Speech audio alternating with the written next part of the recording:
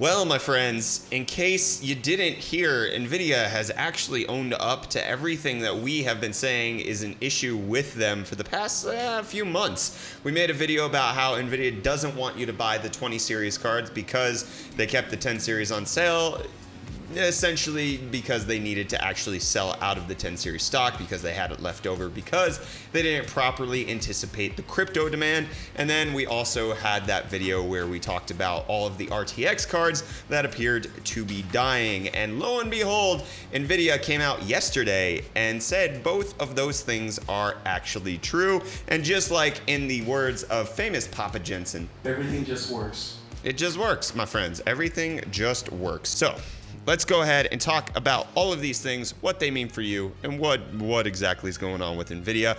After I tell you that this video is brought to you by our It Just Works shirt, my friends. RTX cards dying, it just works. Nvidia doesn't want you to buy their new cards, it just works. You have problems running your toes over carpets, it just works. You drink hot dog juice, which is the leftovers of you boiling them, it just works, my friends. Check out the link in the video description to pick up your It Just Works shirt so that you can rep everything just working in your life. And as Papa Jensen says, everything just works. There we go. So let's start off first with the thing that's probably going to be the most egregious to everybody, which is early production run of GeForce RTX 2080 Ti cards are dying. So Nvidia did confirm these. So the issues, which resulted in crashes, black screens, blue screens of death issues, artifacts, and cards that failed to work entirely, started cropping up through tech forums, which we detailed in that video that we talked about. You can check it out right up there if you want to know all of them.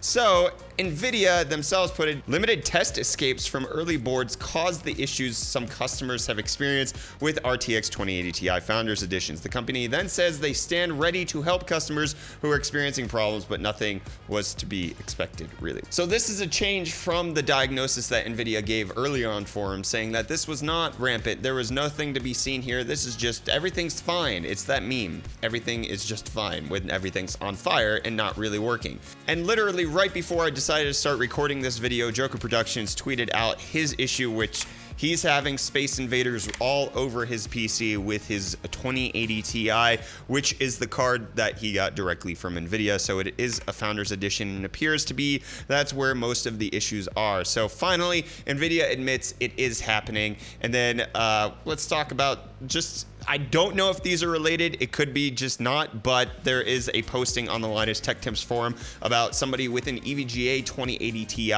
that burst into flames and burnt out the side of the PCB. The owner says that they haven't checked whether or not the rest of their system is okay, but the 2080 Ti is now a burnt crisp, which obviously could be caused by a whole host of issues, including a bad power supply. But given the other problems and quality control issues that we're seeing from 2080 Ti's elsewhere, this could also just be a legitimate issue that we might see popping up more and more, just like iPhones exploding when you update them. So we'll find out what's going on there. But then let's talk about, my friends, the thing that I talked about in our video about how Nvidia doesn't want you to buy the 20 series. And during their Q3 earnings report yesterday, Papa Jensen talked about how, quote, cryptocurrency mining hangover surprised us. That's not a quote, that's just the title of this article. So earnings report from Nvidia is down because they didn't sell as many graphics cards as they would have expected, which who would have thunk? You had an overstock of overpriced cards, and then your new cards, nobody wants to buy them because they are actually overpriced. And after the earnings report, Nvidia stock fell more than 15%. So the general idea is that Nvidia bet big on mining. They produced more cards than that they could sell. And then there was a AIB partner that returned 300,000 unsold GPUs. And there was also reports that up to 1 million GPUs were being just sitting in a warehouse waiting for Nvidia to sell them. This is the reason why we have the brand new GTX 1060 from them, because it's just a cut down 1080 because they can't sell them enough. So the actual quote from Jensen himself says, "We were surprised. Obviously, we were as surprised as anyone else." That's not true. First of all, pretty sure we were calling the end of mining for quite some time. Obviously, there are production cycles. Obviously, even if they had predicted it back in January that the bubble was going to pop, they might not have been able to ramp down from their expectations. But It seems odd that during the mining boom, we were seeing that they couldn't produce enough cards. And then after the mining boom is over, they're producing too many. And it seems like the customers were calling for things that were glaringly obvious. And now he's sitting here saying that they were surprised as anyone else, when I'm pretty sure most of us who even watched this channel weren't taken by surprise for any of the events that occurred when it comes to GPU stock and their ability to produce or not produce enough. So he goes on to say the crypto hangover lasted longer than we expected. When prices went down, we expected demand to pick up more quickly. Why would you expect demand to pick up when people can get used cards for much less on Craigslist, on eBay, on Carbonite, because they are able to buy them for 25 to 50% off, depending on the use case of the person who had them, when crypto farms are selling them off by the dozens? How would you expect demand to pick up for new cards when you're still selling them above MSRP? It was really not until the 20 series launch that we saw most Nvidia cards go for the price that they were supposed to sell for. And you expected people to buy more of them when a 1080 Ti was still $1,000, when a GTX 1060 was still $350? How did you expect demand to pick up when you couldn't even cut the cost down to where they're supposed to be? It's not rocket science. You had expensive cards, you kept them expensive for a really long time, you dropped them in $50 to $20 increments, and then thought people were gonna buy them when they can get a 1060 for $200 on the used market? I don't think so. Doesn't make any sense. Jensen continues on to say, this is surely a setback and I wish we had seen it earlier. I'm not sure what we would have done differently. We thought we did a better job managing the cryptocurrency dynamics. I think that's laughable.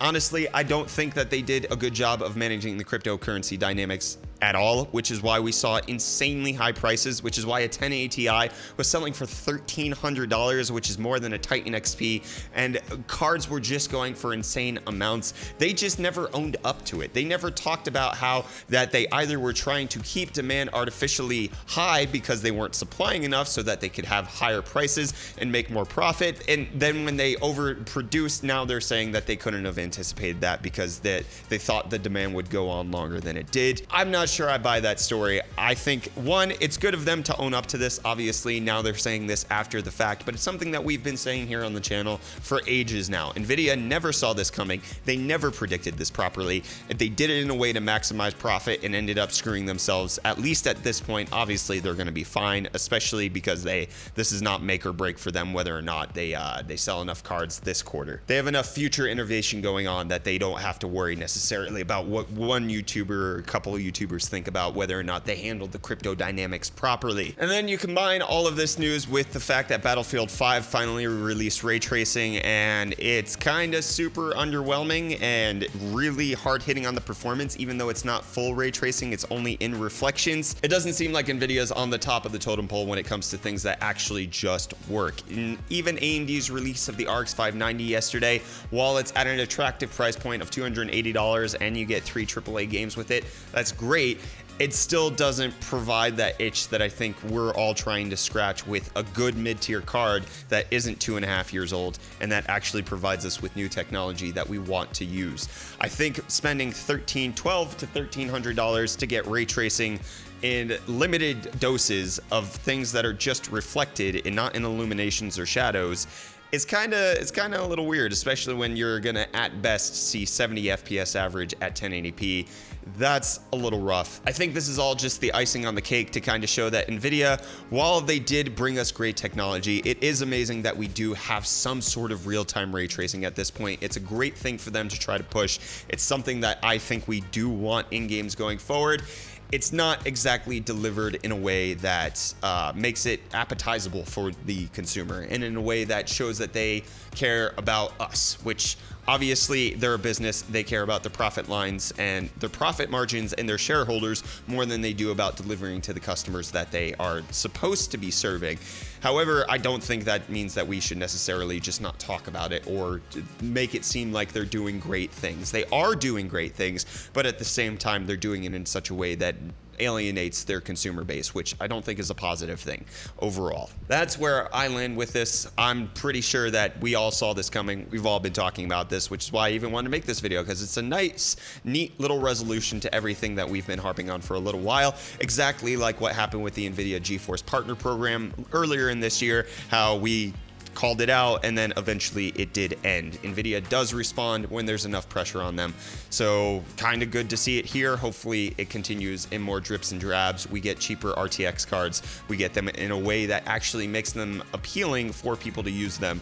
That's what I'm kind of hoping for. What are you guys hoping for from Nvidia? I know what you guys should be hoping for, though, is our limited edition It Just Works shirt. There's only a few days left for you to pick this thing up, so please head on over to the link in the video description. Rep it. It just works. Your life just works. RTX just works. AMD just works. Get the It Just Works shirt or hoodie or coffee mug. Any way you want it, it just works. So I'm going to wrap it up there. I'm Brett with the UFD Tech Channel. Thank you so much for watching. I'll see your smiling faces again in the next video. Love you too.